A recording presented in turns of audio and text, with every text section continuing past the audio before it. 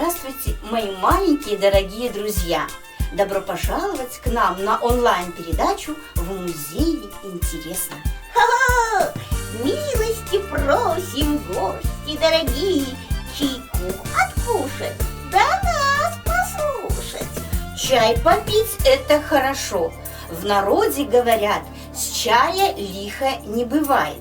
Выпей чайку, забудешь тоску. Чай здоровья каждый знает. Пей хоть 5 часов подряд. А я люблю чай из бутылочки. В магазине продается. Аришка, это, конечно, вкусный чай, но в старину чай был из самоваров, а самовары появились вместе с обычаем пить чай. Отгадай загадку. Стоит толстячок, подбочинивший бочок, шипит и кипит, всем пить чай велит. Да знаю, я знаю, это самовар. Вот посмотри, какой у меня на столе стоит самовар. Большой, красивый. И название самовар он получил от того, что сам варит. Ой, как это он может сам варить? Да все просто. Ведь самовар – это сосуд металлический с топкой внутри для кипячения воды. Самые известные самовары делали тульские мастера-самоварники из города Тулы. Каждый мастер хотел, чтобы его самовар был самым лучшим. Самовары были разной формы.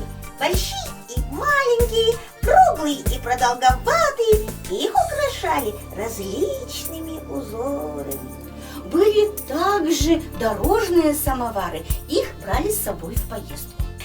Мария Марьевна, а ты сама чай из самовара пила? Конечно, и хочу тебе сказать, что это самый вкусный чай. И недаром самовар упоминают в своих произведениях писатели и поэты. А, я помню, вот есть у Чуковского. Муха по полю пошла, муха денежку нашла. Пошла муха на базар и купила самовар. Или еще: я хотел напиться чаю, к самовару подбегаю, и пузатый от меня ускакал, как от огня. Или в сказке Федорина «Горе».